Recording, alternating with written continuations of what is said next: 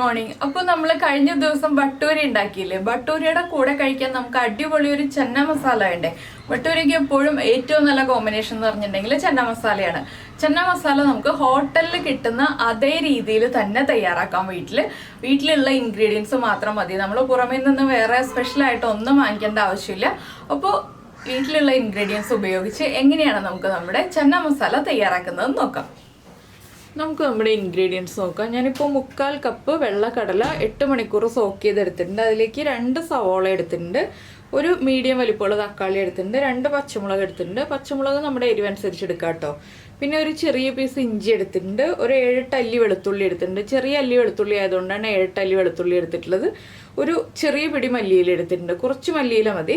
പിന്നെ എടുത്തിരിക്കുന്നത് ഒരു ബേ ലീഫ് എടുത്തിട്ടുണ്ട്, അതുപോലെ തന്നെ 2 പീസ് പട്ട, 2 ഗ്രാമ്പു, 2 ഏലക്ക, 1/4 ടീസ്പൂൺ പെരിഞ്ജീരകം. 1/4 ടീസ്പൂൺ ആയാലും 1/2 ടീസ്പൂൺ ആയാലും കുഴപ്പമില്ല കേട്ടോ. പെരിഞ്ജീരകം കൂടിയാലും കുഴപ്പമൊന്നുമില്ല.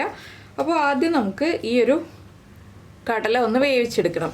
കടല വേവിക്കുമ്പോൾ നമ്മുടെ കുക്കറിലേക്ക് നമ്മൾ ഈ കഴുകി വൃത്തിയാക്കി വെച്ചിരിക്കുന്ന കടല ആദ്യം ചേർത്ത് കൊടുക്കുക. ഈ ഒരു കടലയ്ക്ക് കളർ കിട്ടാനായിട്ട്, നല്ലൊരു ഡാർക്ക് കളർ കിട്ടാനായിട്ട് നമ്മുടെ കയ്യിൽ ടീ ബാഗ് ഉണ്ടെങ്കിൽ ഒരു ടീ ബാഗ് ഇതിലേക്ക് ഇട്ട് കൊടുക്കുക. ഇല്ലാന്നുണ്ടെങ്കിൽ ഞാനിപ്പോൾ ഒരു തുണിയിൽ ഒരു ടീസ്പൂൺ ചായപ്പൊടി എന്ന് പറഞ്ഞിട്ടുണ്ടെങ്കിൽ തരിയാണ്, തേയിലയുടെ തരിയാണ്, കിഴി കെട്ടിയെടുത്തിട്ടുണ്ട്, അതിട്ട് കൊടുക്കുന്നുണ്ട്. ഇതിലേക്ക് 1/4 കപ്പ് വെള്ളം ചേർക്കുന്നുണ്ട് കേട്ടോ.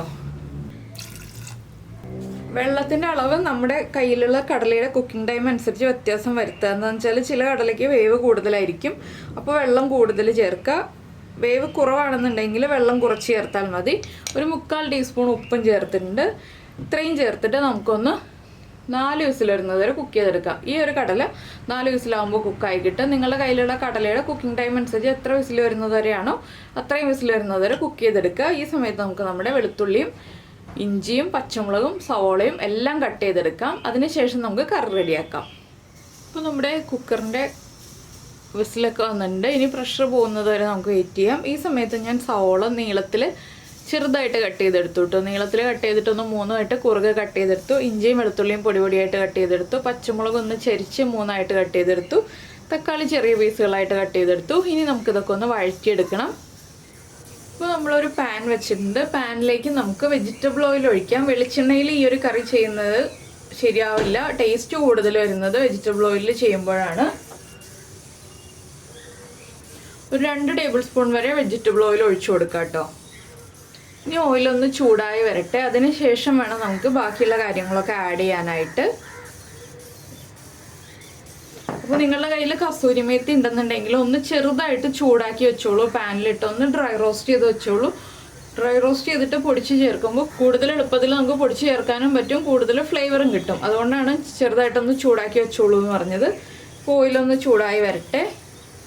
അപ്പോൾ നമ്മുടെ ഓയിലൊന്ന് ചൂടായി തുടങ്ങിയിട്ടുണ്ട്. നമ്മൾ എടുത്ത് വെച്ചിരിക്കുന്ന പട്ട, ഗ്രാമ്പൂ, ഏലക്ക, പെരിഞ്ജീരകം, അതുപോലെ തന്നെ നമ്മുടെ ബേ ലീഫ്, ഇതെല്ലാം നമുക്ക് ഈ ഓയിലിലേക്ക് ഇട്ട് കൊടുക്കാം.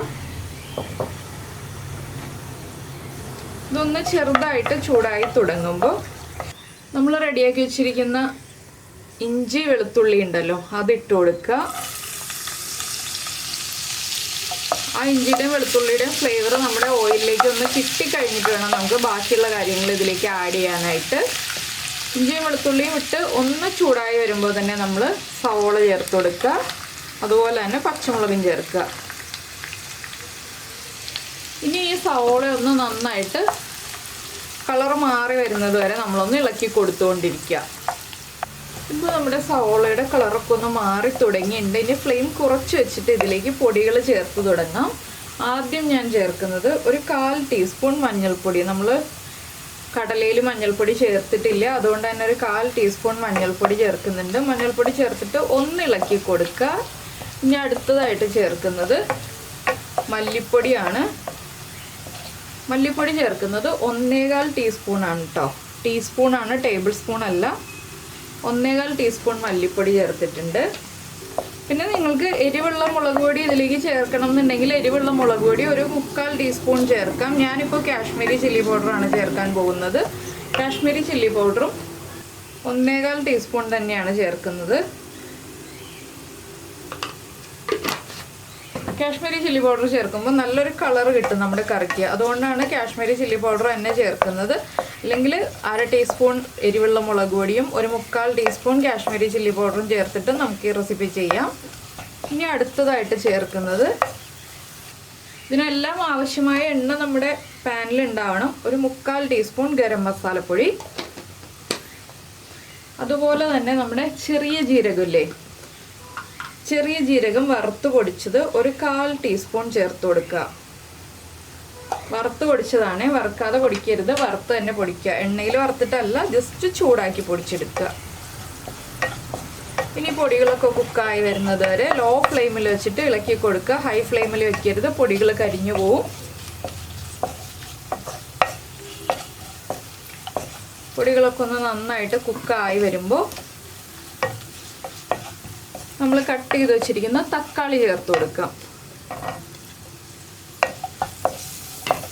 നിങ്ങൾ എടുക്കുന്ന തക്കാളിക്ക് പുളി കുറവാണെന്നുണ്ടെങ്കിൽ 1/2 ടീസ്പൂൺ നാരങ്ങ നീര് ചേർത്ത് കൊടുക്കുക കേട്ടോ. തക്കാളിക്ക് പുളി കുറവാണെന്നുണ്ടെങ്കിൽ മാത്രം. തക്കാളിക്ക് പുളി ഉണ്ടെന്നുണ്ടെങ്കിൽ നാരങ്ങ നീര് ചേർക്കേണ്ട ആവശ്യമില്ല.